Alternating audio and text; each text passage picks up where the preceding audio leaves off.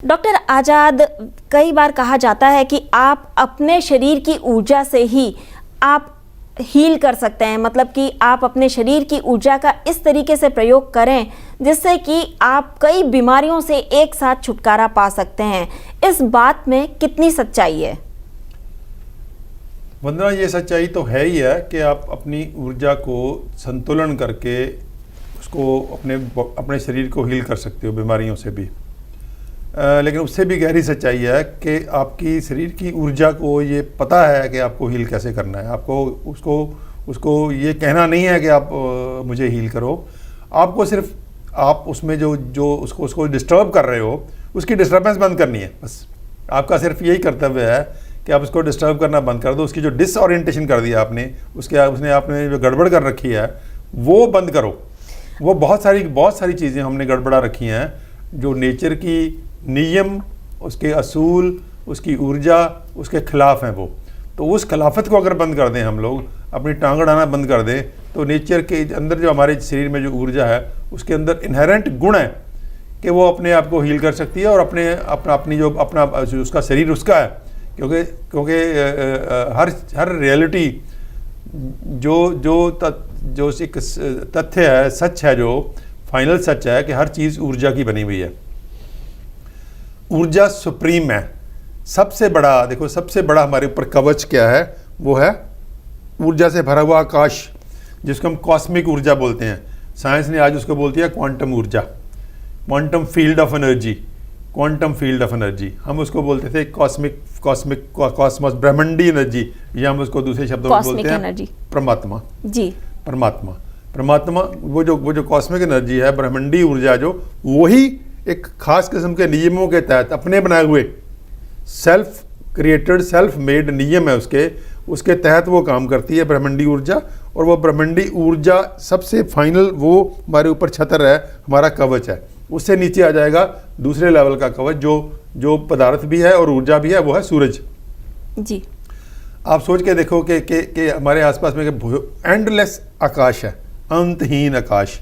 वो अंतहीन भी है और इतना सूक्ष्म है कि हर मैटर के अंदर भी है। जिन लोगों ने एटम को स्टडी किया है, जो साइंस के स्टूडेंट्स, उनको पता है कि जो मैटर का स्मॉलेस्ट पार्टिकल है उसके अंदर भी वो आकाश होता है। जी, क्योंकि आकाश के बिना उसकी किसी मैटर की कोई होंद नहीं है। आकाश होगा तो ही मैटर होगा। तो इसका मतलब है आकाश अंतहीन भी है और सूक्ष्म से सूक्ष्म भी है। इसका मतलब है पदार्थ के अंदर भी है और पदार्थ के बाहर भी है। तो सब तरह के पदार्थ उससे ही उत्पन्न होते हैं। तो उस कॉस्मिक ऊर्जा से सबसे पहले क्या उत्पन्न हुआ? वो स्टार्स उत्पन्न हुए, जिसको हमारा जो स्टार कौन सा है? सूरज, जिसको हम देवता मानते हैं।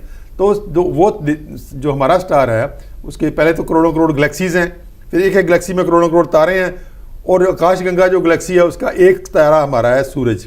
तो उसकी हम धरती हैं। तो ये पूरे का पूरा जो ट्रूथ है, इसको हम बहुत बार तो क्या, अक्सर ही सब लोग इसको भूल जाते हैं।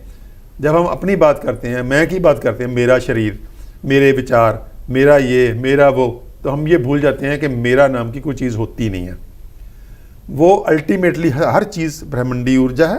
ब्रह्मांडी ऊर्जा के नीचे सूरज की ऊर्जा है। सूरज की ऊर्जा प्लांट ऊर्जा के जरिए फिर वो भोजन बनाती है, भोजन हम खाते हैं, हमारा शरीर भी ऊर्जा से ही चलता है। तो हर चीज़ ऊर्जा की बनी हुई है। उसमें ऊर्जा प्राइमरी है, पदार्थ बाद में है।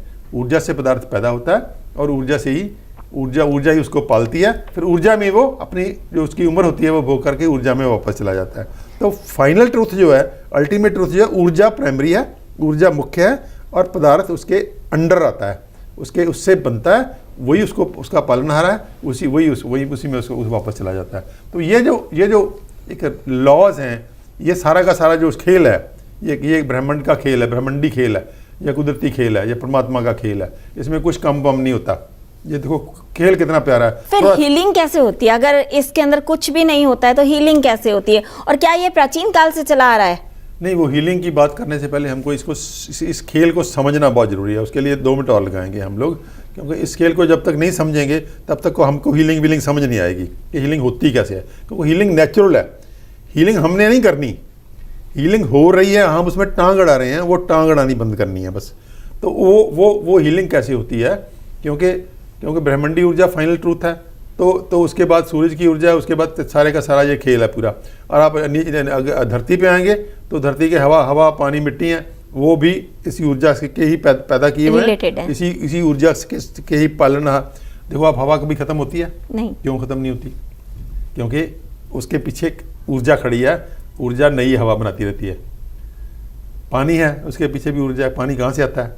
अब छोटी सी एग्जांपल ले लो कि हमारे पास पानी कहाँ से आता है? समुद्र से आता है। समुद्र से कौन उठाता है उसको? सूरज। ऊर्जा उठाती है, सूरज की ऊर्जा। सूरज ऊर्जा कहाँ से लेता है? वो ब्रह्मांडी ऊर्जा से लेता है। तो अल्टीमेटली ब्रह्मांड की ऊर्जा सूरज के थ्रू हर काम करती है। वो हर पदार्थ को वो चलाती है, हर पदार्थ को बनाती है, हर पदार्थ को संवारती है, हर पदार्थ को पालती है। फिर वो पदार्थ की जब उम्र पूरी हो जाती है तो वापस उसी ऊर्जा में चली जाती है। तो ये पूरे का पूरा जो खेल चलता है, इसमें कुछ भी कम ज़्यादा नहीं होता। ये खेल बहुत ही, किसी की एफर्ट की ज़्यादा ज़रूरत नहीं है। हर जो पक्षी है मान लीजिए, वो क्या कोई एफर्ट करते हैं? वो तो सिर्फ सुबह रात को सो जाते हैं, आके सुबह निकलते हैं। वो जो नेचर में दाने उसके उनके लिए उगाए हुए हैं वो चुग लेते हैं, वो खा लेते हैं, फिर वापस अपने घोंसले में आ जाते हैं। तो वो, लेकिन इंसान ने कुछ ऐसा खड़ा कर लिया जिसमें वो बहुत मारामारी कर रहा है। वो मारामारी कहाँ से आई? वो मारामारी यहाँ से आई कि उसको बहुत इकट्ठा करना है। जब इंसान भी मारामारी, जब इकट्ठा करने की उसकी वृत्ति नहीं थी, सिर्फ वो खाता था और पीता था। जो जंगली जो आदिवासी था, वो तो ये मारामारी नहीं करता था। वो तो आराम से जंगल में जाता था, किसी ने फल तोड़ लिया, किसी ने कोई बीज इकट्ठे कर लिए, किसी ने कोई शिकार कर लिया, तो वो तो मारामारी नहीं करता था। तो ये पूरे का पूरा कहीं ना कहीं मनुष्य ने एक अजीब किस्म का एनवायरनमेंट अपने पास खड़ा कर लिया, जिसमें उसमें मैं ले आया। मैं सिर्फ एक ही जीव के पास है, वो है मनुष्य। किसी भी और जीव के पास मैं नहीं है, उसमें वही है हम। आप नेचर में देख के देखो, कहीं भी आपको मैं नहीं दिखेगी, स्वाय मनुष्य के आदमी है जो कहता है मैं, मेरा, और वो चाहता है कि मेरे आसपास हर चीज़ घूमे, मैं ही सुपर इम्पॉर्टेंट हूँ मेरे। तो उसमें क्या होगा? तो वो टेंशन क्रिएट होंगे, वो स्ट्रेसेस क्रिएट होंगे, वो आपके झूठ में जी रहे हो। एक आईनेस जो है ये बहुत बड़ा झूठ है जो हमने अपने आसपास खड़ा कर लिया। ट्रूथ इज वीनेस। अब वीनेस का नीचे से शुरू करें तो वीनेस क्या वीनेस है? देखो, सबसे क्लोज वीनेस कौन सी है? हमारा परिवार है। कि हमारे परिवार में 4 लोग हैं, 5 लोग हैं, 7 लोग हैं, 10 लोग हैं, वो वीनेस है। सबसे छोटी वीनेस वो है हम परिवार, हमारा परिवार। फिर उससे बड़ा क्या है? हमारा गाँव, हमारा मोहल्ला। फिर उससे बड़ा क्या है? हमारा शहर, हमारा ज़िला, हमारी स्टेट, हमारा कंट्री। उससे ऊपर क्या है? कुछ महाद्वीप आ गए, फिर पूरा ग्लोब आ गया, उसमें मनुष्य जाति है। मनुष्य जाति के आसपास हम क्या हैं? और जीव जंतु हैं, पशु पक्षी हैं, प्लांटेशन है, सब तरह के। उसके आसपास क्या है? हवा है, पानी है, मिट्टी है, और अल्टीमेटली वो आकाश है जो ऊर्जा से भरा हुआ है। तो ये सारा वीनेस है। इतनी ज़्यादा बड़ी वीनेस है, उसमें आईनेस की कोई इंपॉर्टेंस नहीं है। आईनेस की इंपॉर्टेंस सिर्फ एज पार्ट ऑफ वीनेस है कि हम के एक हिस्से हम उस परमात्मा के मुकाबले में बहुत छोटे से कण हैं, परिवार के मुकाबले में काफ़ी बड़े हैं। तो ये वीनेस जब भूल जाते हैं हम लोग, तो बहुत सारी डिजीज़, बहुत सारी मिजरी हम लोग क्रिएट करते हैं। तो वो मिजरी अल्टीमेटली डिजीज़ में आती है। आप अपने आसपास में जरा दृष्टि डाल के देखो, बीमारियाँ कहाँ से आ रही हैं? हवा के प्रदूषण से आ रही है। हवा प्रदूषण क्यों हो रही है? क्योंकि कुछ लोग जो हैं वो अपने को बड़ा करने के लिए वो हवा को गंदा करते हैं। तो उनको बड़ा होना है, बड़ा होने के लिए वो उसको बड़ी इंडस्ट्री लगानी है, उसके लिए उनको पानी भी ख़राब करना है, हवा भी ख़राब करनी है। आपको खेती में व्यापार करना है तो फिर उसमें पेस्टिसाइड भी डालने हैं, इंसेक्टिसाइड भी डालने हैं। आपको हेल्थ को कंट्रोल करना है, आपको बड़े अस्पताल बनाने हैं, उसमें भी प्रॉफिट। तो हर चीज़ को हमने एक उस वीनेस को छोड़ दिया, कॉमन इंटरेस्ट को छोड़ दिया, जिसको हम पंजाबी लोग कहते हैं सरबत दा भला, कि सरबत का भला, सरबत के भले में ही मेरा भला है। ये बात हम रियलाइज़ ही नहीं करते कि किसी व्यक्ति का भला सरबत के भले के खिलाफ जाके नहीं हो सकता। और सरबत में क्या क्या शामिल है? वो गुरु साहब ने जो उपनिषदों में भी यही कहा गया। सरबत में आप उपनिषदों के श्लोक तो मैं बोल नहीं सकता, मुझे संस्कृत नहीं आती, लेकिन उनका सेंस बोल सकता हूँ मैं कि इस उपनिषदों के श्लोक में यही लिखा हुआ है, जब वो भला मांगते हैं, सबका भला मांगते हैं, तो उसमें भला मनुष्य का भी मांगते हैं, अपने परिवार का भी मांगते हैं, फिर आज में पशु पक्षियों का भी मांगते हैं, फिर कीट पतंगों का भी मांगते हैं, फिर सूक्ष्म जीवों का मांगते हैं, फिर पूरी जो हवा देवता है, पवन देवता है, पानी देवता है, सूरज देवता, सबका। तो ये पूरे का पूरा जो कॉन्सेप्ट है ये नेचुरल है, ये ट्रूथ है, ये सत्य है। तो इस सत्य को भूल करके हम लोग बहुत बड़े झूठ में जीते हैं, वो है आईनेस, हुईनेस नहीं आईनेस। तो ये कहीं ना कहीं बीमारियों की जड़ बनती है।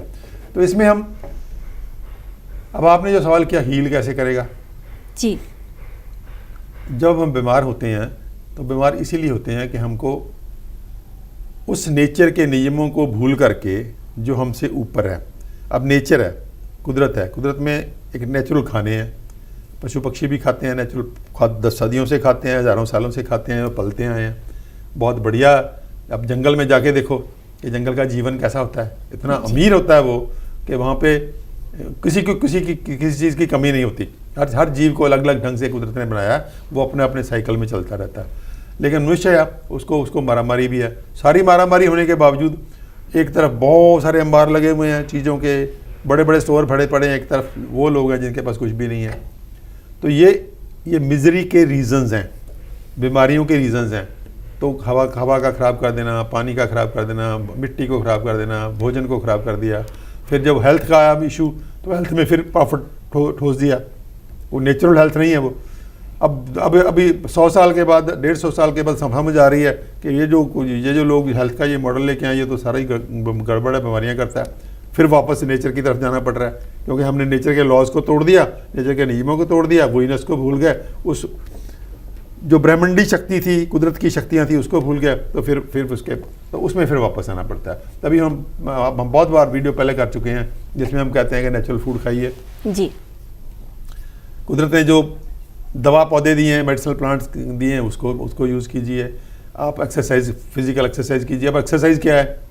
एक्सरसाइज में कुछ बॉडी का तो नहीं घटता बढ़ता, लेकिन एक्सरसाइज करने से आप में ऊर्जा बढ़िया से आती है। हम कहते हैं माइंड मैनेजमेंट कीजिए, उसमें मेडिटेशन की बात करते हैं। मेडिटेशन अब क्या है? मेडिटेशन को आप कहीं ढूंढ सकते हो कि आप ये बड़ी पढ़ी है मेडिटेशन, इसको हम जो चीज़ ढूंढी नहीं जा सकती वो ऊर्जा है। अब मेडिटेशन को कहाँ ढूंढोगे? तो जब ढूंढते नहीं हैं हम लोग, ढूंढ नहीं सकते जिस बात को, वो ऊर्जा की शक्ल है। तो ऊर्जा जो होती है वो कहीं ना कहीं उसको चैनलाइज करना होता है जी। उसके बाद एक और रेफरेंस ध्यान देनी बहुत ज़रूरी है कि हमारी बॉडी में ऊर्जा कैसे चलती है और कैसे कंट्रोल होती है। हर चीज़ ऊर्जा की बनी हुई है, जैसे हमने कहा कि पूरा का पूरा पदार्थ ऊर्जा से बना हुआ है, लेकिन बॉडी भी एक बहुत कॉम्प्लेक्स क्रिएशन है इस कॉस्मिक ऊर्जा की, या ब्रह्मांडी ऊर्जा की, या नेचर की, सभी ऊर्जा की शक्लें हैं। तो उसको फिर बॉडी के अंदर खास ढंग से चैनलाइज किया जाता है। एक्यूप्रेशर, एक्यूपंक्चर इस बात का गवाह है कि उसमें वो कहता है चैनल्स हैं ऊर्जा की जी। अगर वो इम्बैलेंस हो जाए तो बीमारी पैदा होती है। एक्यूपंक्चर की सारी साइंस इसी बात पे खड़ी है कि आप उसकी ऊर्जा ठीक कर दो। होम्योपैथी भी ये कहती है जी। होम्योपैथी क्या है? होम्योपैथी कहती है कि ये नैनो पार्टिकल्स हैं, ये तो पदार्थ है ही नहीं। अब जब होम्योपैथी की दवाइयों में आप दवाई ढूंढने लगोगे तो दवाई आपको मिलेगी नहीं। क्यों? कि वो नैनो पार्टिकल की शक्ल में चली गई, वो पदार्थ है नहीं, रहा नहीं, वो दवाई ने नैनो पार्टिकल की शक्ल ले ली, वो ऊर्जा की शक्ल बन गई। तो वो होम्योपैथी भी हील करती है। तो आयुर्वेद में भी ऐसे आप खा पी के मंत्रा जाप है, जब मंत्रा जाप से हीलिंग करते हो। ये पुराना हमारा उपनिषदों के टाइम का, वैदिक पीरियड का, ये बहुत हमारी तो सभ्यता बहुत रिच रही है जी। बिल्कुल। ये जो आपका फोन कॉल में आप संस्कृत का मंत्र सुन रहे थे, तो ये अल्टीमेटली क्या थी? यज्ञ क्या था? ठीक है, हीलिंग का एक जरिया, हीलिंग का जरिया। तो वो सारे का सारा क्या है? अभी वेस्ट ने इसको नाम दे दिया क्वांटम हीलिंग। क्वांटम का मतलब, क्वांटम मतलब होता है ऊर्जा। क्वांटा मीन्स पैकेट ऑफ ऊर्जा। ऊर्जा और पदार्थ में फर्क क्या है? पदार्थ पार्टिकल की शक्ल में होता है, टिका हुआ होता है, और ऊर्जा टिकी हुई नहीं होती, वो दिखती नहीं है। क्यों नहीं दिखती? क्योंकि वो हमारी आंख के सामने 1/16 सेकंड से भी कम रहती है, उसमें फ्लो कर जाती है वो। तो जो कोई भी चीज़ जो हमारी आंख के सामने 1/16 सेकंड से कम टाइम में क्रॉस कर जाएगी, वो दिखेगी नहीं हमको। ये हमारी आंख की जो कमी है उसमें, तो तभी दिखेगी अगर आपके सामने वो 1/16 सेकंड रुक गई, तो नहीं तो नहीं दिखेगी। तो ऊर्जा का ये गुण नहीं है। ऊर्जा उससे बहुत तेज़ी से हमारे पास ऐसे घूमती रहती है पैकेट की शक्ल में, उसको बोलते हैं क्वांटम। तो क्वांटम हीलिंग का मतलब है ऊर्जा से हीलिंग। तो ये क्वांटम हीलिंग वेस्टर्न कंट्री में बहुत अलग अलग ढंग से कर रहे हैं लोग।